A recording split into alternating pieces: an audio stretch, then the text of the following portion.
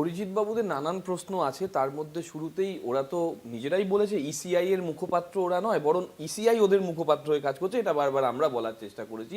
দেখো, ইললজিক্যাল যে কাজ লজিক্যাল ডিসক্রিপেন্সির নামে করা হচ্ছিল দীর্ঘদিন ধরে, সেখানে আজকে পরিষ্কার আদালত জানিয়ে দিয়েছে তোমাদের ইললজিক্যাল ইররেশনাল কাজ আর তোমরা করো না বাবা, মানুষকে এত শায়েস্তা করো না আপকিবার 200 পার হয়নি বলে। আজকে অরিজিৎ শুরু করলো বিহার থেকে, বিহারের কনটেক্সটে, বিহারের নোটিফিকেশনের কনটেক্সটে এসআইন নিয়ে আলোচনা করতে গিয়েও বললো। তাহলে অরিজিৎ যেটা মিস করে গেল, সেই বিহারেই তো একজন ব্যক্তির 10খানা ফর্ম 7 জমা দেওয়ার অধিকার ছিল। তাহলে সেটাতে হঠাৎ করে কেন ওরা বললো there is no current limit? এটা চেক করে নিতে পারে যে কেউ। বিহারের যখন এসআইআর রুল তৈরি হয়েছে, বিহারের ক্ষেত্রে একজন ফর্ম জমা করতে পারবে ম্যাক্সিমাম 10টা ফর্ম 7।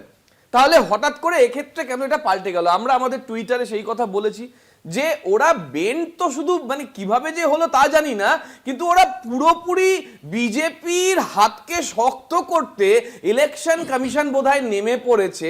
আর এটা একটা দিক দিদি, আর একটা দিক হচ্ছে হিন্দুদের নাম বাদ দিচ্ছে। হিন্দুদের নাম বাদ দেওয়ার জন্য বিজেপির নেতারা পৌঁছে যাচ্ছে। যেটা বাঁকুড়ার সুভাষবাবু বললেন, আমাদের লোকরা গেছিল, আমাদের লোকরা গেছিল। হ্যাঁ গেছিল তোমাদের লোকরা, সেখানে নাম হচ্ছে কাদের? যে না হিন্দুদের, তারা নাকি নট ইন্ডিয়ান সিটিজেন।